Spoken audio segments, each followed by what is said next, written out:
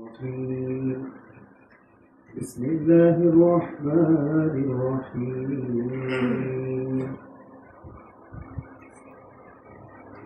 إن الصلاة ونسكي ومحياي ومماتي لله رب العالمين. الحمد لله رب العالمين. اللهم صل على محمد عبدك ورسولك وصل على المؤمنين والمؤمنات والمسلمين والمسلمات. السلام عليكم. ভালো আছেন সবাই? আলহামদুলিল্লাহ, আল্লাহ রাব্বুল আলামিনের অশেষ রহমত যে তিনি আরো এক সপ্তাহ পরে আমাদেরকে নতুন আরেকটি জুম্মার খুতবাতে উপস্থিত হওয়ার তৌফিক দান করেছেন। আলহামদুলিল্লাহ, অন্তরের অন্তঃস্থল থেকে আমরা বলি আলহামদুলিল্লাহ। মানুষের জীবনটা খুবই অনিশ্চিত, তাই না? খুবই অনিশ্চিত। গত কয়েকদিনের ঘটনা প্রবাহে আমরা দেখেছি যে আমাদের মিশনে অবস্থানরত একটা কন্টিনজেন্টের উপরে হামলা হয়েছে, সেখানে আমাদের কিছু ভাই শাহাদাত বরণ করেছেন।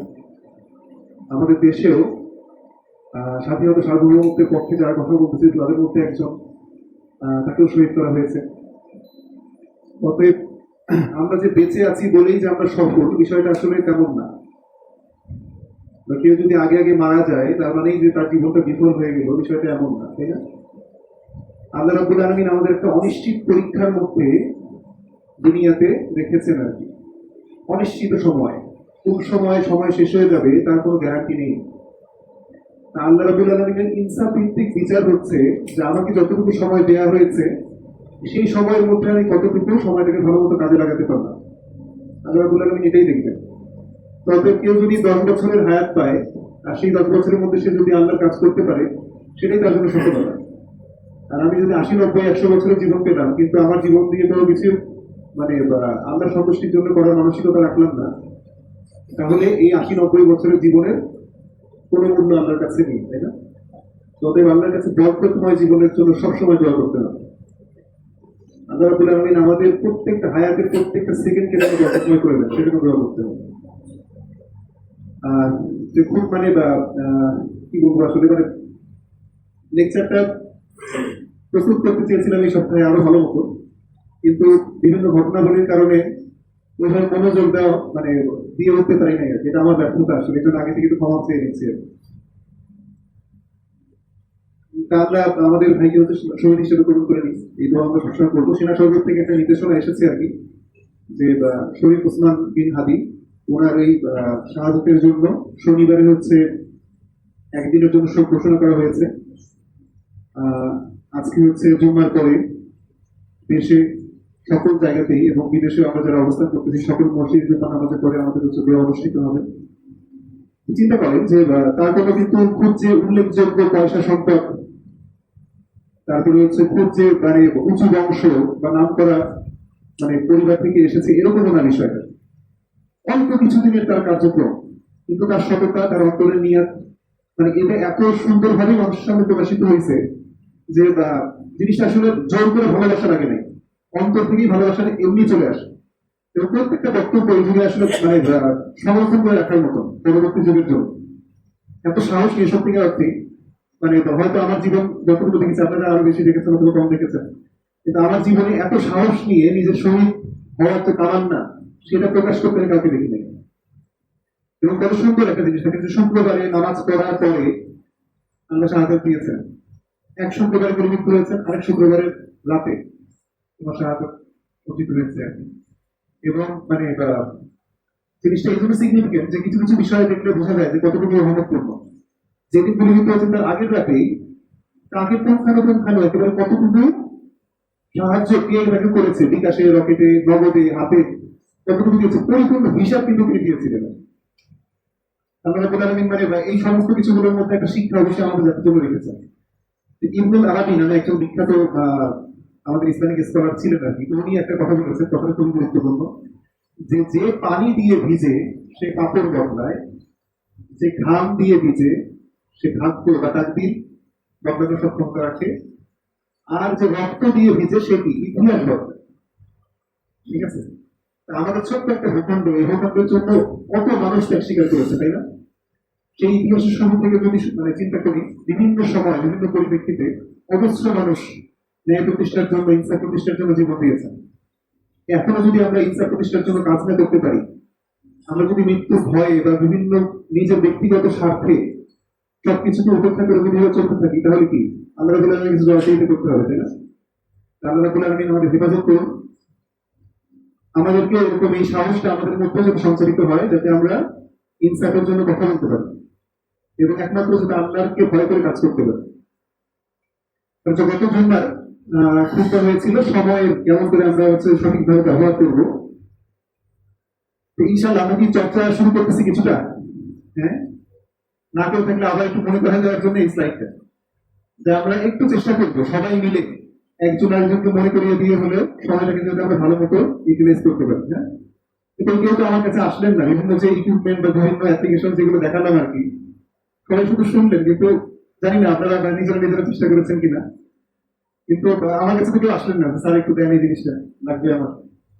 এক দুইজন ভালো কথা কিন্তু সবারই কি ভুলে গেছি নাকি? আচ্ছা, যাই হোক, এখানে আমাদের মানে একটা এরকম মনে করায় দেওয়ার জন্য দুই পাশে দুইটা মানে বোর্ডের মতন করা হয়েছে। ওখানে কিন্তু আমি দিয়ে দিয়েছি অলরেডি যে রুটিন কেমন হতে পারে এবং সাথে সাথে প্রোডাক্টিভ অ্যাপ্লিকেশন গুলো কি কি আছে, তারপরে জুম্মার যে আলোচনার বিষয়বস্তু সেগুলো কিন্তু দিয়ে দেওয়া আছে। তবে করতে হবে আপনাকে, জানতে হবে আপনাকে, তাই না? মানে একটা চেষ্টা মানে লিমিট পর্যন্ত হচ্ছে আমি আপনাদেরকে হয়তো চেষ্টা করতে পারি, দেখাই দিতে পারি, কিন্তু প্রত্যেকের কিন্তু নিজের থেকে হচ্ছে চাহিদা থাকতে হবে যে আমার জ্ঞানটাকে আমি এনরিচ করব। আচ্ছা, যাই হোক, তাহলে আজকে আমাদের বর্তমান আজকের দিনের প্রধান বিষয় হচ্ছে মানব চরিত্রের নেতিবাচক দিকসমূহ। আমাদের এই মিশন এলাকায় থাকাকালীন অবস্থায় যেই যেই চারিত্রিক বিষয়গুলো আমাদের লঙ্ঘন হয়ে যাওয়ার হচ্ছে সম্ভাবনা থাকে, সেই সমস্ত বিষয়গুলো দিয়ে পরপর এক সাজানো হয়েছে। চরিত্রের নেতিবাচক কিন্তু অনেক, অজস্র, তাই না? যত খারাপ ধরনের কাজ আমরা চিন্তা করতে পারি সবগুলো এই নেতিবাচক চরিত্রের মতো করে যায়। কিন্তু মিশনারি থাকা অবস্থায় বা আমরা যখন সরকারি চাকরিতে আছি, চাকরিতে থাকা অবস্থায় আমাদের পার্সোনাল ব্যক্তিগত কিছু কিছু দোষ আছে, যেগুলো যদি আমরা রোধ করতে পারি তাহলে আমরা খুব ভালো মতো নিজেকে এবং সমাজকে সার্ভ করতে পারবো। তাহলে একটু মনোযোগ দিয়ে আমরা হচ্ছে খুব ব্যাপার শুনবো আজকে ইনশাআল্লাহ। হ্যাঁ, তাহলে মোটামুটি আমাদের দ্বারা সাধারণত মিশন এলাকায় যে সমস্ত চারিত্রিক স্খলনগুলো হতে পারে সেগুলোর একটা তালিকা মোটামুটি দেওয়া আছে। মিথ্যা, প্রতারণা, অহংকার, খেয়ানত, হিংসা, গিবত, বান্দার হক নষ্ট, লোভ, ক্রোধ, চুরি, প্রেম, পরকীয়া, হাবিজাবি, এরকম আরো অনেক কিছু আছে। মোটামুটি মোটা দাগে এই চারিত্রিক স্খলনগুলো হওয়ার সম্ভাবনা থাকে। মিথ্যা, প্রতারণা, আমরা সবাই জানি যে মিথ্যা কাকে বলে, তাই না? এটা তো মানে ব্যাখ্যা করে বোঝানোর কিছু নাই, তাই তো? আল্লাহ রাব্বুল আলামিন কোরআনের বিভিন্ন জায়গায় এই মিথ্যা নিয়ে বারবার হচ্ছে মানুষদেরকে সতর্ক করেছেন যে মুমিন যে সে হবে কি সত্যবাদী, তাই না? এবং মুনাফিক যারা হবে তারা মিথ্যাবাদী হবে এবং সত্যের সাথে মিথ্যাকে মিশ্রণ করে মানুষের সামনে উপস্থাপন করবে। সূরা বাকারা দেখবেন ওয়ালা তাদরুসুল হাক্কা বিল বাতিলি ওয়া তাকতুমুল হাক্কা ওয়া আনতুম তা'লামুন। আল্লাহ বলতেছেন যে তোমরা সত্যের সাথে মিথ্যাকে মিশ্রিত করো না এবং জেনে শুনে সত্যকে গোপন করো না। তাহলে একজন মুমিনের স্বভাব কখনোই মিথ্যাবাদী না, তাই না? একজন মুমিন সবসময় সত্য কথা বলার চেষ্টা করবে। মিথ্যার প্রথম ক্ষেত্র যেটা, যে ঈমানের ক্ষেত্রে মিথ্যা, এই মিথ্যাটা সরাসরি আল্লাহর সাথে সম্পর্কিত। আমি আল্লাহ রাব্বুল আলামিনের কাছে বলছি যে আল্লাহ আমি তোমাকে মেনে নিয়েছি, তোমাকে রব হিসেবে মেনে নিয়েছি, কিন্তু আমার কার্যকলাপ যদি সেটা প্রমাণ না করে, সমস্ত কার্যকলাপ যদি আল্লাহর এই সাক্ষ্যের বিপরীত হয়, তাহলে ঠিক আল্লাহ রাব্বুল আলামিনের সাথে সবচেয়ে বড় মিথ্যা হয়ে যাবে, তাই না? আল্লাহ রাব্বুল আলামিন কোরআনে বলছেন এই ব্যাপারে, সূরা বাকারাতে আল্লাহ বলছেন নাকি ওয়া মিনান নাসি মান ইয়াকুলু, ওয়া মিনান নাসি মান ইয়াকুলু, যে মানুষের মধ্যে কিছু লোক বলে যে আমরা আল্লাহ এবং পরকালের প্রতি ঈমান এনেছি, কিন্তু আল্লাহ বলতেছেন কিন্তু তারা ঈমানদার নয়। আল্লাহ নিজেই বলতেছেন যে তারা ঈমানদার নয়। তারা আল্লাহ এবং যারা ঈমানদার তাদের সাথে মানে এক ধরনের ধোঁকাবাজি করে, প্রতারণা করে।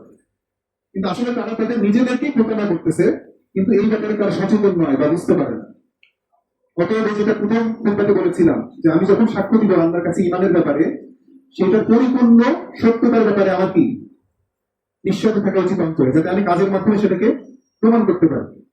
অর্থাৎ আল্লাহর কাছে অনুগত হওয়ার পরে আপনার সাথে ধোঁকাবাজি করার চেষ্টা করা যাবে না ইনশাআল্লাহ। মিথ্যা সাক্ষ্য দেওয়া আছে কিনা আমাদের সমাজে বিভিন্ন কারণে, বিভিন্ন অজুহাতে, নিজের ব্যক্তিগত স্বার্থের জন্য, পার্সোনাল লাভের জন্য আমরা অহরহ কিন্তু সমাজে এই সাক্ষ্য দিতে দেখি। তবে মিথ্যা সাক্ষ্য দেওয়া প্রচন্ড একটা খারাপ অভ্যাস এবং প্রচন্ড খারাপ গুণ। বিবাহ, চাকরি ইত্যাদির ক্ষেত্রে দোষ গোপন করা, কয়েকটা হেডিং করে দেওয়া হয়েছে এখানে আর কি। তাহলে কিন্তু প্রতারণার অন্যতম একটা উপকরণ কিন্তু এই জায়গাতে হয়। দেখা যায় যে বিবাহের সময় পাত্র পাত্রীর বিভিন্ন দোষ ত্রুটি এগুলো গোপন করে রাখা হয়, কিন্তু বিয়ের পরে দেখা যায় যখন প্রকাশিত হয় তখন সংসারের স্টেবিলিটি থাকে না। চাকরির ক্ষেত্রেও চাকরির যে যোগ্যতা দেওয়া হয় সেই যোগ্যতা যদি কারো না থাকে, আমি যদি মিথ্যা এবং প্রতারণার আশ্রয় নিয়ে এই দোষগুলোকে গোপন করে যদি চাকরিতে যাই, চাকরি হারানো হবে। ঠিক আছে, তাহলে সতর্ক থাকতে হবে। পরীক্ষায় নকল, বিভিন্ন পরীক্ষা আমরা ছোটবেলা থেকে বিভিন্ন পরীক্ষা দিয়ে আসছি, তাই না? হ্যাঁ, একটা আছে বড় নকল, একটা আছে হচ্ছে ছোট নকল। মনে করি যে আমরা স্বাভাবিক পরীক্ষা দেখা দেখি করে না অনেকে। হ্যাঁ, সবাই আমরা জীবনে মানে কেউই এটা অস্বীকার করতে পারবো না যে জীবনে কিছু না কিছু সময় আমরা কিন্তু এই ইয়ার সম্মুখীন হয়েছে। এটা কোনো মিথ্যা প্রতারণার সামিল কিন্তু। এটা নিয়ে ডিটেল একটু পরে আমরা কথা বলবো। আর নিজ দায়িত্ব ইচ্ছাকৃতভাবে অবহেলা করা, আপনাকে সরকার কোনো একটা দায়িত্ব দিয়েছে, অথবা যেখানে আপনি আছেন সেখানে আপনাকে একটা দায়িত্ব দেওয়া হয়েছে, আপনি যদি ইচ্ছাকৃত সেটা অবহেলা করেন, এটাও একটা প্রতারণার সামিল। অতএব মিথ্যা এবং প্রতারণা করা যাবে, খুব সতর্ক থাকতে হবে। আমি যদি ইমানদার হই, আমি অবশ্যই মিথ্যুক হবো না, আমি সত্যবাদী হবো ইনশাআল্লাহ। আচ্ছা, তারপর একটা হচ্ছে আমানতের খেয়ানত করা অথবা ওয়াদার ভঙ্গ করা। এটা আমাদের চরিত্রের একটা অন্যতম নেতিবাচক দিক। আমানতের খেয়ানত কি শুধুমাত্র যে আপনার কাছে আমি একটা সম্পদ রাখলাম অথবা আপনাকে একটা কথা দিলাম সেটা ভেঙে ফেললাম, এরকম জিনিসটা? এটা কিন্তু এটা অনেক ব্যাপক। এটা কথার আমানত হতে পারে, সম্মানের আমানত হতে পারে, সম্পদের আমানত হতে পারে। কথার আমানত কিরকম? যে আপনাকে আমি একটা কথা দিলাম যে অমুক সময় আমি এই কাজটা করবো, অথবা অমুক সময় আপনার সাথে আমি দেখা করবো, কিন্তু মানলাম না, করলাম না। সম্মানের আমানত কি? যে আপনার হয়তো কোনো একজন ভাইয়ের কোনো একটা দোষ, কোনো একটা গোপনীয় বিষয় আপনার কাছে জানা আছে, সেই সম্মানের হেফাজত করার দায়িত্বটা কার? আমার নিজেরও, তাই না? অনেকের পেট পাতলা হয়, দেখা যায় যে হচ্ছে গল্প গল্প মানুষের কাছে আরেকজন ভাইয়ের দোষ ত্রুটি তুলে ধরে। এটাও কি এক ধরনের খেয়ানত, তাই না? আর সম্পদের আমানত যেটা, এটা খুব গুরুত্বপূর্ণ একটা ক্ষেত্রে। আমাদের সমাজে দেখবো যে আমাদের অনেক মানুষ তোমার হচ্ছে ঋণ নেয়, ঋণ নেওয়ার পরে তারপর যে ঋণদাতা সেই লজ্জায় ভুগে যে আমি আমার এই ধারটা কেমন করে ফেরত নিব। আর যে ঋণ নিয়েছে তারপরে কি বিকার থাকে না। সমাজে এই ধরনের লোক কি আছে না? নাই, প্রচুর। আমার নিজের জীবনে এরকম দেখেছি, আমার বন্ধু একেবারে খুব ক্লোজ ফ্রেন্ড অনেক বর্ণনায় বিনয় করে বিভিন্ন ধরনের বিপদের কথা বলে আমার কাছ থেকে হচ্ছে যে এরকম ঋণ নিত, নেওয়ার পরে তারপরে আর কোনো খবর নেই। আমার আব্বু হচ্ছে যে এরকম মাঝে মাঝে করতেন যে কারোর সাথে যদি শত্রুতা করতে চাও অথবা কারো স্বরূপ যদি তুমি জানতে চাও সে আসলে কেমন, তাইলে তার সাথে অর্থনৈতিক লেনদেন করতে হবে। তাইলে মানুষের কি ম্যাক্সিমাম মানুষের স্বরূপটা বোঝা যায়, যে কতটুকু আমানতদার। রাসূল সাল্লাল্লাহু আলাইহি ওয়াসাল্লাম তিনি কি আমানতদারিদের ব্যাপারে সবচেয়ে প্রসিদ্ধ লোক ছিলেন, তাই না? তাই তো আমরা সবাই। তিনি দেখেন যে তাকে মৃত্যুর জন্য মানে তাকে মেরে ফেলার জন্য ষড়যন্ত্র করতেছে মানুষ। সেই মুহূর্তেও তিনি যখন চলে যাচ্ছেন মদিনাতে হিজরত করে, তার আগে তিনি খেয়াল রেখেছিলেন যে যারা আমার বিরুদ্ধে ষড়যন্ত্র করতেছে আমাকে মেরে ফেলার জন্য, তাদের আমানতটাও যাতে কি রক্ষা পায়। এবং একটা সুন্দর ঘটনা আছে, হযরত আলী রাদিয়াল্লাহু তাআলাকে জিজ্ঞেস করা হয়েছিল, মানে উনি হচ্ছে মৃত্যু নিয়ে খুব টেনশন করতেন। আলী রাদিয়াল্লাহু তাআলা মৃত্যু নিয়ে খুবই চিন্তিত ছিলেন। উনি নামাজ যখন দাঁড়াতেন, আমরা কিছু কিছু মানে গল্প জানি যে নামাজ যখন দাঁড়াতেন অন্য কোনো কিছু কথা তার স্মরণে থাকতো না। তিনি বলতেন যে এরকম যে আমি কোনোদিনও কোনো রাত্রে শান্তি মতো ঘুমাতে পারি নাই। কারণ কি? যে সবসময় মৃত্যুর এই চিন্তাটা আমার মাথার মধ্যে আসতো, কিন্তু এক রাতে আমি হচ্ছে খুব শান্তি মতো ঘুমিয়েছি। সেই রাত কোনটা? সেই রাত হচ্ছে রাসূল সাল্লাল্লাহু আলাইহি ওয়াসাল্লাম যখন হিজরত করে চলে যাচ্ছেন মদিনাতে, সেই রাত্রে উনাকে দায়িত্ব দিয়ে গিয়েছিলেন রাসূল সাল্লাল্লাহু আলাইহি ওয়াসাল্লাম যে যেই আমানতগুলো আমার কাছে ছিল সেই আমানতগুলো যার যার হক আপনার কাছে ফেরত দিব। উনি কেমন ভাবে চিন্তা করেছেন দেখেন, যে উনি চিন্তা করেছেন যে রাসূল সাল্লাল্লাহু আলাইহি ওয়াসাল্লাম আল্লাহর তরফ থেকে প্রেরিত রাসূল, তাই না?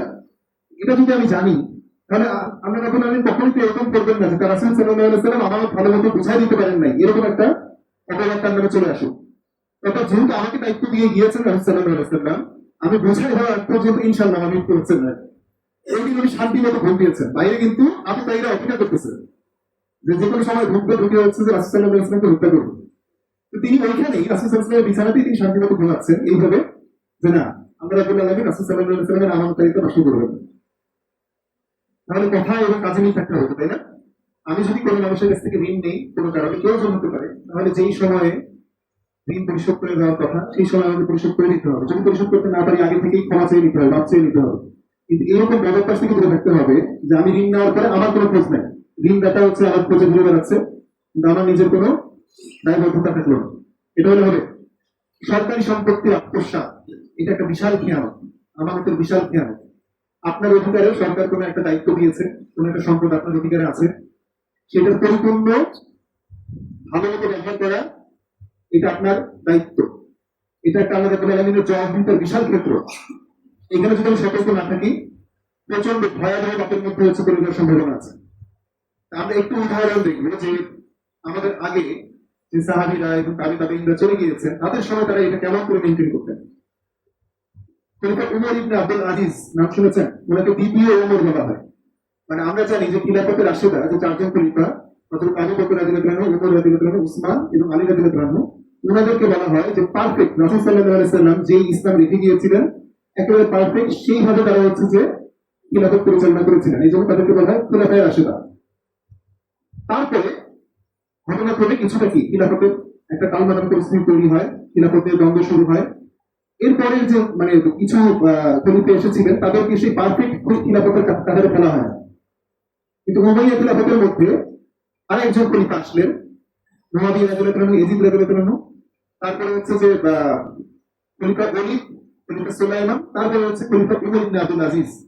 উনাকে বলা হয় দ্বিতীয় উমর। কারণ সবাই দেখেছিল যে উমর রাদিয়াল্লাহু আনহুর সময় যেরকম খিলাফত চলেছিল, একেবারে সেরকম খিলাফত ব্যবস্থায় আবার উনি নিয়ে এসেছিলেন। উনার একটা ঘটনা, উনি সরকারি কাজে একদিন রাতে ধরেন যে মানে অফিসে বসে আছেন না, কাজ করছেন না, এমন সময় আরেকজন লোক আসলেন তার সাথে দেখা করার জন্য। যতক্ষণ দেশের রাষ্ট্রীয় প্রয়োজনে কথাবার্তা হচ্ছিল, টুপি জ্বলতেছে, হঠাৎ ব্যক্তিগত কথাবার্তা শুরু হয়ে গিয়েছে, উনি ফু দিয়ে টুপি নিভিয়ে দিয়েছেন। সামনে যিনি উপবিষ্ট তিনি হচ্ছে যে একটু মানে মতামত পেয়ে গেলেন নাকি যে এরকম কেন করলেন খলিফা। উনি বললেন যে দেখো, এতক্ষণ আমরা হচ্ছে সরকারি সম্পত্তি দিয়ে সরকারি কাজ করছিলাম, অতএব এটা এতক্ষণ ধরে বলার কি ন্যায্যতা ছিল। আর এখন যেহেতু আমরা পার্সোনাল কথাবার্তা শুরু করছি, অতএব সরকারি সম্পত্তি যারা আমরা পার্সোনাল কথাবার্তা বলতে পারি।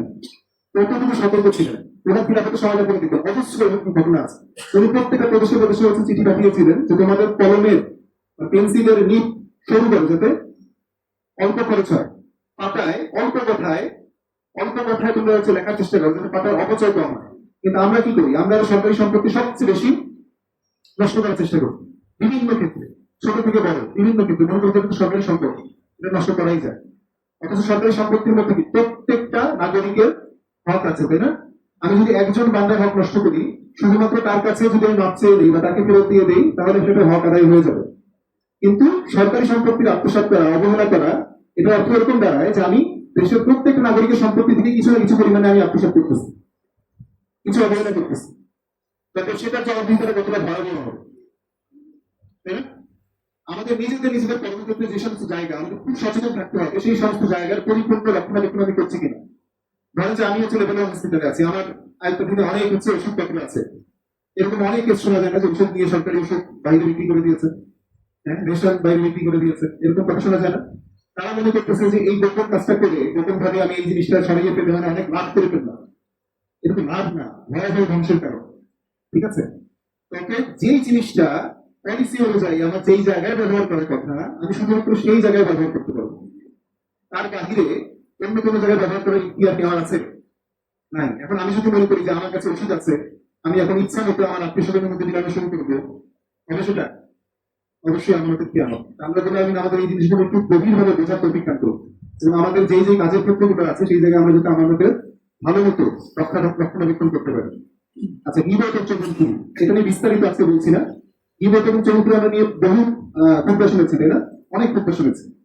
তবে একজন পারফেক্ট মুমিন সে কখনো গীবতকারী হতে পারে, কিন্তু এটাই আমাদের সময় মানে গল্প গুজব করার মেইন উপকরণ হয়ে দাঁড়ায় অনেক সময়। আমার নিজের মধ্যেই তো কত দোষ, আমি আরেকজনের দোষ কেমন করে খুঁজবো, তাই না? তাহলে নিজের আত্মসমালোচনা করতে হবে, নিজের দোষগুলো খুঁজে বের করতে হবে, এটা ভালো কাজ। কিন্তু অন্যের দোষ খুঁজে বের করা ভালো কাজ না, সেটা নিয়ে আলোচনা করা ভালো কাজ না। আমরা সবাই জানি সূরা হুজুরাতের একটা আয়াত, এটা আমরা বারবার শুনেছি, যে গীবত করা হচ্ছে মৃত ভাইয়ের মাংস খাওয়ার মতো। এটা জঘন্য একটা মানে উদাহরণ উপমা দিয়ে আমরা বলে বোঝানোর চেষ্টা করেছেন। হিংসা এবং বিদ্বেষ আছে কিনা আমাদের মধ্যে? আছে। আমরা একজন একজনের ভালো দেখতে পারি না। একজন যদি ক্যারিয়ারে আগায় যায়, কোনো একটা ভালো জিনিস পায়, সমাজের সাথে থাকে, তাহলেই দেখা যায় যে আমাদের অন্তরের মধ্যে জ্বালা যন্ত্রণা শুরু হয়। এটা হচ্ছে খারাপ অন্তরের প্রমাণ, যাই মানুষের ভালো সহ্য করতে পারি না। তাহলে বাঁচার উপায় কি? বাঁচার উপায় হচ্ছে নিজের যে রিজিক আল্লাহ রাব্বুল আলামিনের তরফ থেকে বরাদ্দ হয়েছে এবং আমার যে দাবি আল্লাহ রাব্বুল আলামিন নির্ধারণ করে দিয়েছেন, সেটার ক্ষেত্রে পরিপূর্ণ বিশ্বাস থাকতে হবে। পরিপূর্ণ বিশ্বাস থাকতে হবে। আরেকজনের ভালো দেখে তুলনা করা যাবে না। আমি যদি জানি যে আমার ভাগ্যে আল্লাহ যে বরাদ্দ করেছেন, বরাদ্দ রেখেছেন, আমি সেটা পাবো ইনশাআল্লাহ। কারণ কোনো হতাশা থাকার কথা না যে আরেকজন আরেকটা জিনিস কেন পেলো, আমি কেন পেলাম না। কারণ যদি এটা মনে রাখি যে দুনিয়াতে যার সম্পদ যত কম, আখিরাতে তার হিসাব তত সহজ হবে। দেখবেন যে আপনি যখন মানে বছর শেষে আয় কর দেন, আপনার যদি ইনকাম কি বেশি যদি হয়ে যায়, দেখবেন যে কি অনেক হিসাব নিকাশ করতে হচ্ছে, তাই না? বিভিন্ন সম্পত্তি কোথায় জমি জমা আছে, কোথায় আমার ব্যাংক ব্যালেন্স, কোথায় আমার সোনা দানা রহনা কি রেখেছি, সবকিছু হিসাব যখন করতে হয় কষ্ট হয় তো। আর যে ধরনের থেকে আবার চাকরিতে প্রবেশ করেছে, যারা তো সম্পদ নেই, তার কি অনেক সহজ। জাকাতের বেলায় ঠিক ধরেন যে বড় বড় মাল্টিনেশনাল কোম্পানির মালিক যারা, এদের জাকাতের কথা যদি চিন্তা করেন, মানে আমার মাথায় ধরে গেছে তারা জাকাতে কেমন করে হিসেব করে। কিন্তু আপনি যদি আমার মানে আমাদের জাকাতে করে হিসেব করেন, আমাদের যদি সব ইনকাম হয়, তাহলে জাকাতটা একটু ঠিকই সহজ, তাই না? তবে দুনিয়াতে সম্পদ কম থাকা এটাও একটা রহমত, যে আল্লাহ রাব্বুল আলামিন হয়তো আমাকে কম পরীক্ষার মধ্যে ফেলেছেন। ঠিক আছে, সম্পদ যত বেশি পরীক্ষা করার প্রবণতা তত বেশি, তাই না? আল্লাহ এই বিষয়ে আমাকে অবশ্যই জবাব দিতে হবে যে আমি কি ক্ষেত্রে আয় করতেছি এবং কোন ক্ষেত্রে ব্যয় করতেছি। সম্পদ যত কম হবে তত কি খারাপ জায়গায় ব্যয়ের সম্ভাবনা কমে যাবে, তাই না? তবে কারো কোনো হিংসা এবং বিদ্বেষ রাখা যাবে না। একজন মুমিন আরেকজন মুমিনের সবচেয়ে বেশি সমাধান হবে, ঠিক আছে? ভালো ধারণা রাখবে সবসময়, তার সবসময় ভালো কথা চিন্তা করবে, তার জন্য দোয়া করবে, তার জন্য কখন হিংসা বিদ্বেষ অন্তরের মধ্যে পোষণ করবে। অহংকার আছে আমাদের মধ্যে, ছোটখাটো কিন্তু বিভিন্ন অহংকার আমাদের মধ্যে রয়েছে। এবং কিছু উপায় কি দেওয়া আছে খুব সংক্ষেপে। সালামের অভ্যাস করতে হবে, আর নফসের চাহিদার বিপরীতে কাজ করতে হবে। মানুষ স্বভাবগতভাবেই চায় কি নিজেকে আরেকজনের সামনে খুব ভালো মতো উপস্থাপন করতে, এবং সেই উপস্থাপনের মধ্যে অনেক সময় অহংকার চলে আসে।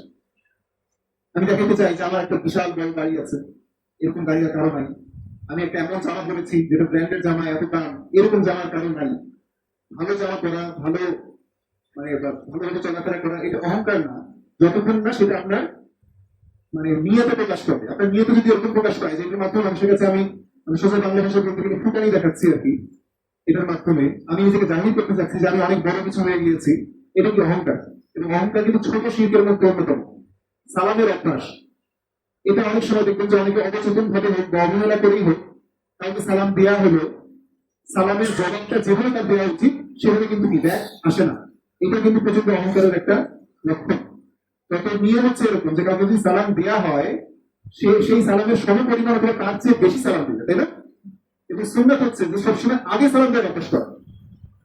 এখানে জুনিয়র সিনিয়র অথবা বড় ছোট কোনো কিছু নাই। রাসূল সাল্লাল্লাহু আলাইহি ওয়াসাল্লাম আগে কেউ সালাম দিতে পারতো না। অথবা এই অভ্যাস যদি করি নিজেদের মধ্যে যে আমি সবসময় আরেকজনকে দেখা মাত্র হচ্ছে সালাম দেওয়ার চেষ্টা করি, তাহলে অহংকার যেটা আমরা বলি সেটা কি কমে যাবে।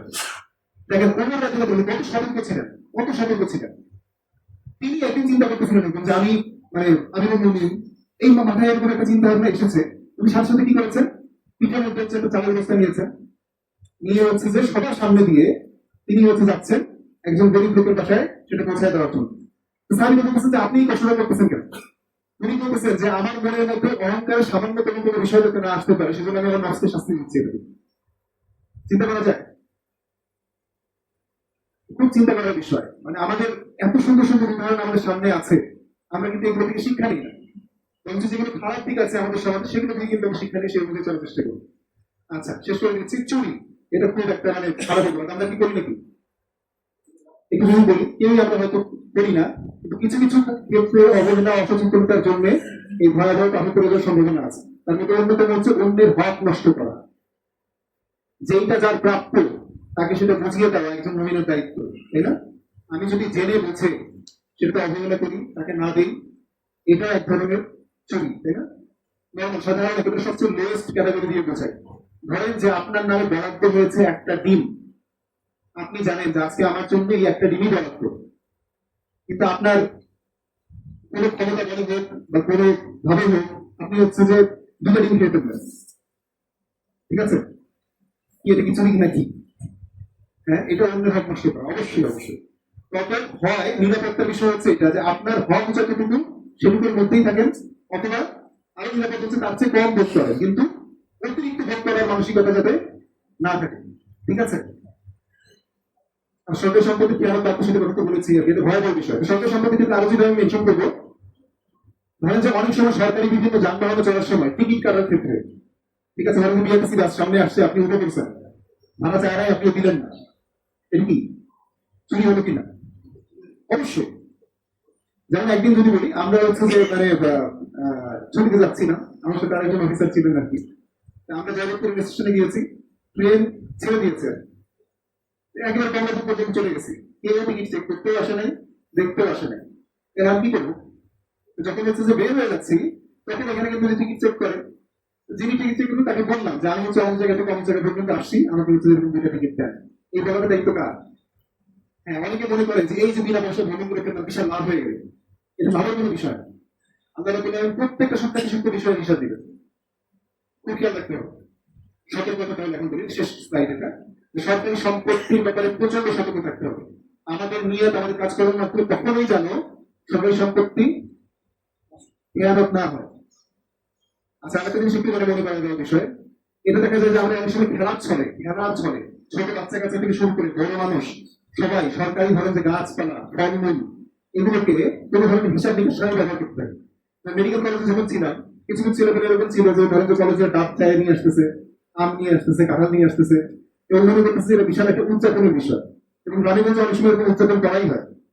কিন্তু এটাও কিন্তু একটা কি জানো, তাই না? ধরেন যে আপনার একটা ইউনিটের মধ্যে কিছু গাছ আছে, আমের গাছ, আম হচ্ছে সবচেয়ে ন্যায্য ইনসাফ ভিত্তিক বন্টন হচ্ছে এই আমগুলো যখন হবে, উৎপাদন যখন হবে, সেগুলোকে আমি একসাথে রাখবো, সেগুলোর পরিপূর্ণ হিসাব নিকাশ করবো, তারপর পরিপূর্ণ হিসাব নিকাশ করে ইনসাফ ভিত্তিক ভাবে বন্টন করবো। কারণ আমি যদি মনে করি যে না, আমি সামনে যাচ্ছি, একটা পাকা আম আছে, দেবেন না, আরাম খাওয়া হয়ে গেল। ঠিক আছে, খুব সতর্ক থাকতে হবে। জীবনের গতিপথ নির্ধারণের বাকি বাকি সতর্কতা এখানে খুব ইম্পর্টেন্ট। আপনার ধরেন যে সমস্ত পরীক্ষাগুলো আপনার জীবন নির্ধারণ করে, জীবনের গতিপথ নির্ধারণ করে, সেই সমস্ত পরীক্ষাগুলোতে কোনো ধরনের কোনো অসৎ উপায়, কোনো ধরনের কোনো মানে যে পরীক্ষা নকল বলেন বা দেখা দেখি বলেন, এগুলো করার কোনো ধরনের কোনো নিয়ত প্রবণতার জন্য রাখা যাবে না। খুব সাবধান। অন্যায্য সুপারিশ, অনেক সময় আমরা আমাদের ক্ষমতার কারণে হোক, বিভিন্ন ভাবে হোক, আমাদের বিভিন্ন জায়গায় মানুষজন আছে, এর মাধ্যমে আমরা হচ্ছে সুপারিশের মাধ্যমে বিভিন্ন ধরনের সুবিধা অর্জন করতে চাই আর কি, চাকরির ক্ষেত্রে হোক, বিভিন্ন ক্ষেত্রে হোক।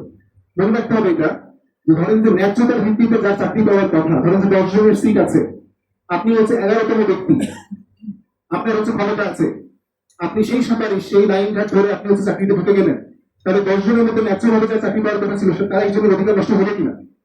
আপনার চাকরি তো হারাম হবে হবেই, সাথে সাথে এইটার ক্ষতিপূরণ আর কি দেওয়া সম্ভব হবে? যার চাকরি হলো না তাকে চাকরি ফেরত দেওয়া, তাকে সম্মান ফেরত দেওয়া, এটা কি পসিবল? অর্থাৎ নিজেদের সন্তান এবং নিজেদের পরবর্তী জীবনে যে সমস্ত জায়গাতে আসবে, খুব সতর্ক থাকতে হবে, যাতে হচ্ছে আমার ক্ষমতা অপব্যবহার করে আমি কোনো একটা অন্যায্য জিনিস আদায় করে না নিই। জন্ম তারিখ, এটা লিখেছি এই কারণে যে দেখেন আমাদের জীবনটাই শুরু করি আমরা মিথ্যার মাধ্যমে।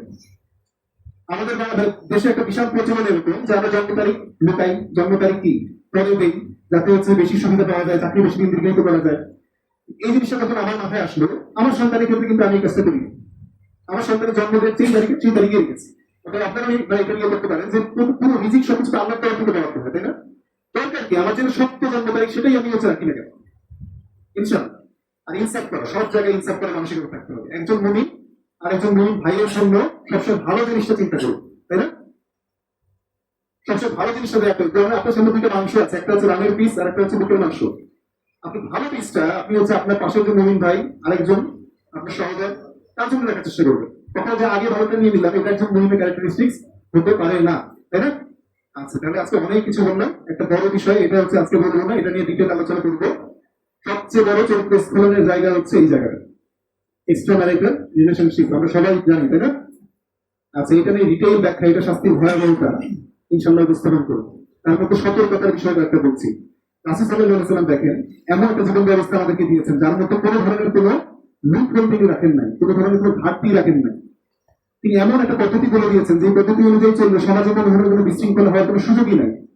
তবে প্রথম উপায়, 1 নাম্বার, যে অপ্রয়োজনে বিপরীত লিঙ্গের সাথে কথা বলতে যাওয়ার কোনো দরকার নেই। আমার প্রয়োজন নাই, তার সাথে অহেতুক খুশ গল্প করতে যাওয়ার কোনো প্রয়োজন নেই। এটা হচ্ছে সবচেয়ে বড় কথা, যে তার সাথে আমি কখনোই অহেতুক খুশ গল্প করতে যাবো না, সেটা সামনাসামনি হোক, অনলাইনে হোক, যেখানেই হোক না কেন, তাই না? আর চোখের অবস্থা আমরা পুরুষরা খুব সতর্ক থাকবো। পুরুষদের টেম্পটেশন দেওয়া খুব সহজ শয়তানের পক্ষে, শুধু শুধু যদি তার চোখের ব্যারিয়ারটাকে হচ্ছে সরাই ফেলা যায়। অতএব নবীন অবশ্যই তার দৃষ্টিকে নিম্নগামী রাখবে, দৃষ্টিকে সংযত রাখতে হবে ইনশাল্লাহ। হ্যাঁ, এটা নিয়ে আমরা ডিটেল আলোচনা করবো ইনশাল্লাহ।